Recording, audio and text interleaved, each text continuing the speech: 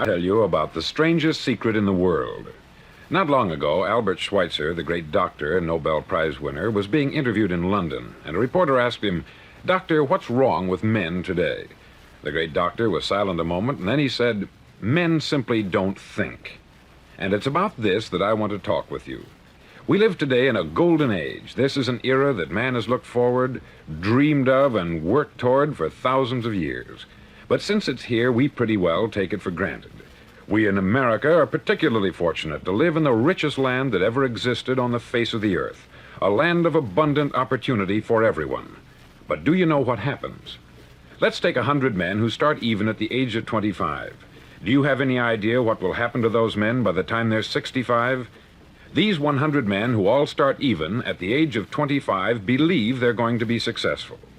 If you asked any one of these men if he wanted to be a success, he'd tell you that he did. And you'd notice that he was eager toward life, that there was a certain sparkle to his eye, an erectness to his carriage, and life seemed like a pretty interesting adventure to him. But by the time they're 65, 1 will be rich, 4 will be financially independent, 5 will still be working, 54 will be broke. Now think a moment. Out of the 100, only 5 make the grade. Why do so many fail?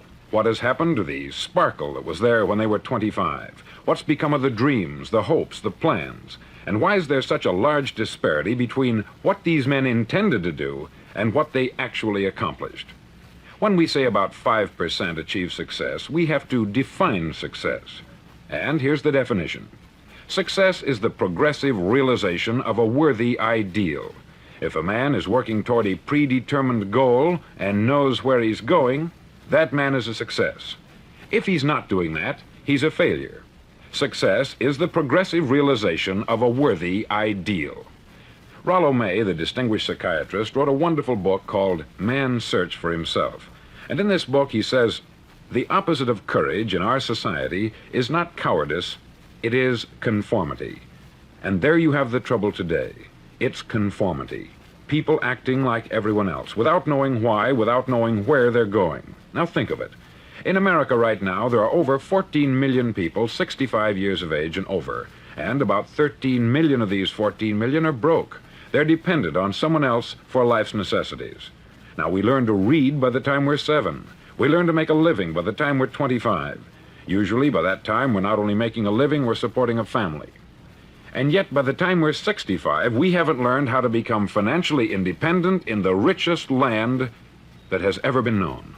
Why? We conform. And the trouble is that we're acting like the wrong percentage group, the 95% who don't succeed. Now, why do these people conform? Well, they don't know, really. These people believe that their lives are shaped by circumstances, by things that happen to them, by exterior forces. They're outer-directed people. A survey was made one time that covered a lot of men, working men, and these men were asked this question: why do you work? Why do you get up in the morning? 19 out of 20 had no idea. If you ask them, they'll say, everyone goes to work in the morning. And that's the reason they do it, because everyone else is doing it. Now let's get back to our definition of success. Who succeeds? The only man who succeeds is the man who is progressively realizing a worthy ideal. He's the man who says, I'm going to become this, and then begins to work toward that goal. I'll tell you who the successful people are. A success is the school teacher who's teaching school because that's what she wanted to do. The success is the woman who's a wife and mother because she wanted to become a wife and mother and is doing a good job of it. The success is the man who runs the corner gas station because that's what he wanted to do. The success is the successful salesman who wants to become a top-notch salesman and grow and build with his organization. A success is anyone who is doing deliberately a predetermined job because that's what he decided to do deliberately. But only 1 out of 20 does that. That's why today there isn't really any competition, unless we make it for ourselves. Instead of competing, all we have to do is create. Now, for 20 years, I looked for the key which would determine what would happen to a human being. Was there a key I wanted to know which would make the future a promise that we could foretell to a large extent? Was there a key that would guarantee a person's becoming successful if he only knew about it and knew how to use it? Well, there is such a key, and I've found it. Have you ever wondered why so many men work so hard and honestly without ever achieving anything in particular, and others don't seem to work hard and yet seem to get everything? They have the magic touch. You've heard them say that about someone. Everything he touches turns to gold. And have you ever noticed that a man who becomes successful tends to continue to become successful? And on the other hand, have you noticed how a man who is a failure tends to continue to fail? It's because of goals. Some of us have them, some don't. People with goals succeed because they know where they're going. Now think of a ship leaving a harbor, and think of it with the complete voyage mapped out and planned. The captain and crew know exactly where it's going and how long it will take. It has a definite goal. 9,999 times out of 10,000, it will get to where it started out to get. Now let's take another ship, just like the first, only let's not put a crew on it, or a captain at the helm. Let's give it no aiming point, no goal, no destination. We just start the engines and let it go. I think you'll agree with me that if it gets out of the harbor at all, it will either sink or wind up on some deserted beach a derelict. It can't go any place because it has no destination and no guidance. It's the same with a human being. Take the salesman, for example. There is no other person in the world today with the future of a good salesman. Selling is the world's highest paid profession, if we're good at it and if we know where we're going. Every company needs top-notch salesmen, and they reward those men. The sky is the limit for them. But how many can you find? Someone once said, the human race is fixed, not to prevent the strong from winning, but to prevent the weak from losing. The American economy today can be likened to a convoy in time of war.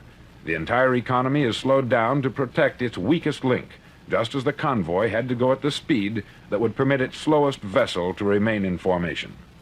That's why it's so easy to make a living today. It takes no particular brains or talent to make a living and support a family today. So we have a plateau of so-called security, if that's what a person's looking for. But we do have to decide how high above this plateau we want to aim for. Now let's get back to the strangest secret in the world, the story that I wanted to tell you today. Why do men with goals succeed in life and men without them fail? Well, let me tell you something which, if you really understand it, will alter your life immediately. If you understand completely what I'm going to tell you from this moment on, your life will never be the same again. You'll suddenly find that good luck just seems to be attracted to you. The things you want just seem to fall in line. And from now on, you won't have the problems, the worries, the gnawing lump of anxiety that perhaps you've experienced before. Doubt, fear, well, they'll be things of the past. Here's the key to success, and the key to failure. We become what we think about. Now let me say that again. We become what we think about. Throughout all history, the great wise men and teachers, philosophers and prophets have disagreed with one another on many different things. It is only on this one point that they are in complete and unanimous agreement. Listen to what Marcus Aurelius, the great Roman emperor, said. He said, "A man's life is what his thoughts make of it." Disraeli said this, "Everything comes if a man will only wait. I have brought myself by long meditation to the conviction that a human being with a settled purpose must accomplish it, and that nothing can resist a will that will stake even existence for its fulfillment." Ralph Waldo Emerson said this, "A man is what he thinks about all day long." William James said, "The greatest discovery of my generation is that human beings can alter their lives by altering their attitudes of mind." And he also said, "We need only in cold blood act as if the thing in question were real, and it will become infallibly real by growing into such a connection with our life that it will become real. It will become so knit with habit and emotion that our interest in it will be those which characterize belief." He also said this, "If you only care enough for a result, you will almost certainly attain it. If you wish to be rich, you will be rich. If you wish to be learned, you will be learned. If you wish to be good, you will be good. Only you must then really wish these things, and wish them exclusively, and not wish at the same time 100 other incompatible things just as strongly." In the Bible you read, in Mark 9:23, "If thou canst believe, all things are possible to him that believeth." Dr. Norman Vincent Peale said this, "This is one of the greatest laws in the universe. Fervently do I wish I had discovered it as a very young man. It dawned upon me much later in life, and I've found it to be one of the greatest, if not my greatest discovery, outside of my relationship to God. Not my greatest discovery outside of my relationship to God. And the great law, briefly and simply stated, is that if you think in negative terms, you'll get negative results. If you think in positive terms, you will achieve positive results. That is the simple fact which is at the basis of an astonishing law of prosperity and success. In 3 words, believe and succeed.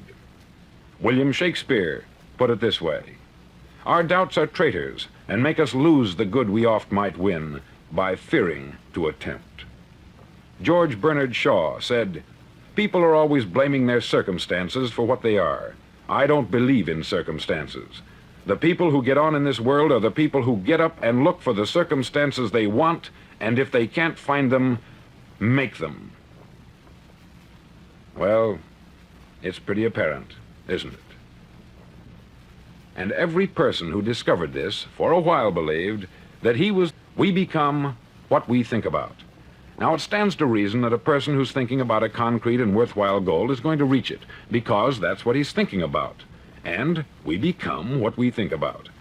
Conversely, the man who has no goal, who doesn't know where he's going, and whose thoughts must therefore be thoughts of confusion and anxiety and fear and worry, becomes what he thinks about. His life becomes one of frustration, fear, anxiety, and worry. And if he thinks about nothing, he becomes nothing. Now, how does it work? Why do we become what we think about? Well, I'll tell you how it works as far as we know. Now, to do this, I want to tell you about a situation that parallels the human mind.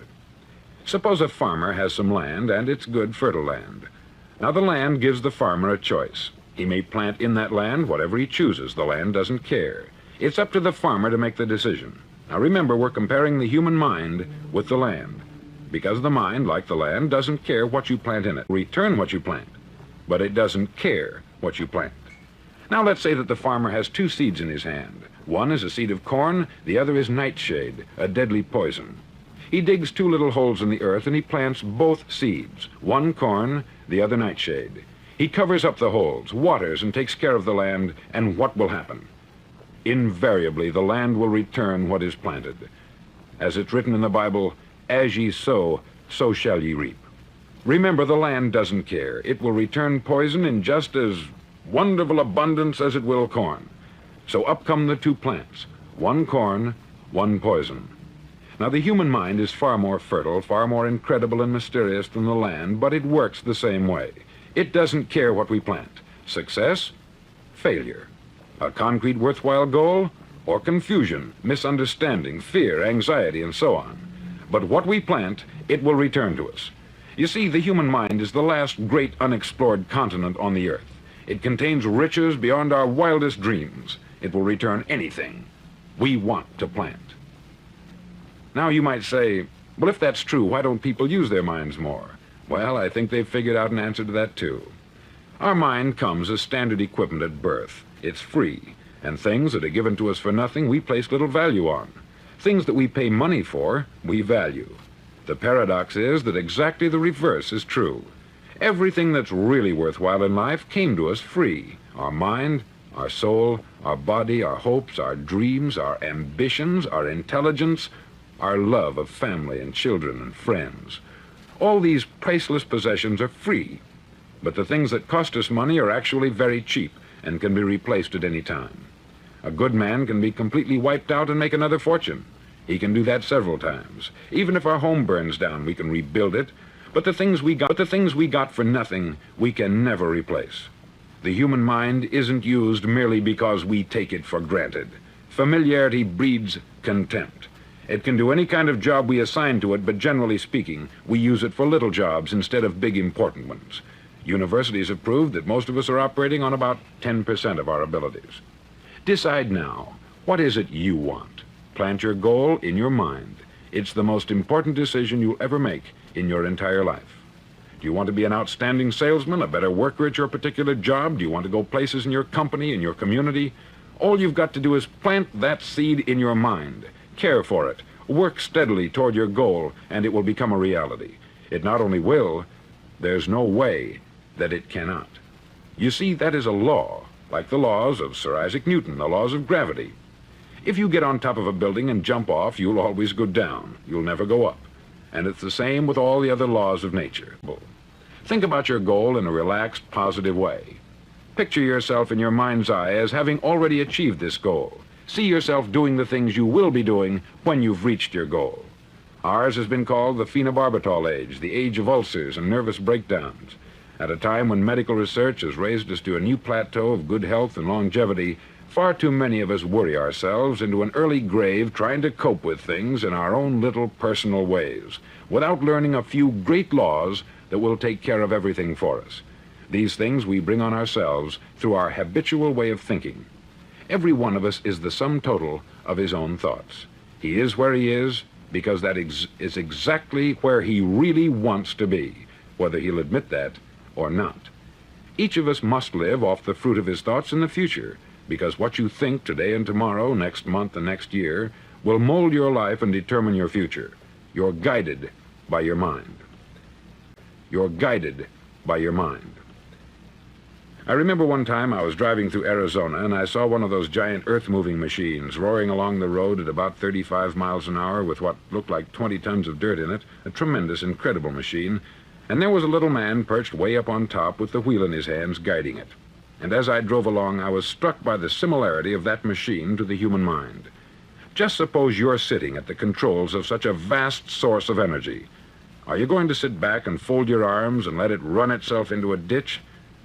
Or are you going to keep both hands firmly on the wheel and control and direct this power to a specific, worthwhile purpose? It's up to you. You're in the driver's seat. You see, the very law that gives us success is a two-edged sword. We must control our thinking. The same rule that can lead a man to a life of success, wealth, happiness, and all the things he's ever dreamed of for himself and his family, that very same law can lead him into the gutter. It's all in how he uses it, for good or for bad. This is the strangest secret in the world. Now, why do I say it's strange, and why do I call it a secret? Actually, it isn't a secret at all. It was first promulgated by some of the earliest wise men, and it appears again and again throughout the Bible. But very few people have learned it, understand it. That's why it's strange, and why, for some equally strange reason, it virtually remains a secret. I believe that you could go out and walk down the main street of your town and ask one man after another what the secret of success is, and you probably wouldn't run into one man in a month who could tell you. Now, this information is enormously valuable to us if we really understand it and apply it.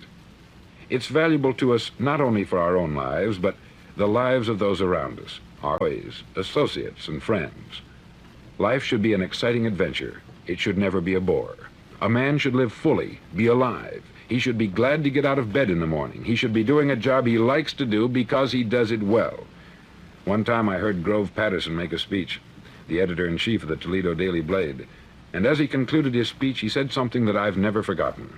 He said something like this: "My years in the newspaper business have convinced me of several things, among them that people are basically good, and that we came from someplace, and we're going someplace. So we should make our time here an exciting adventure.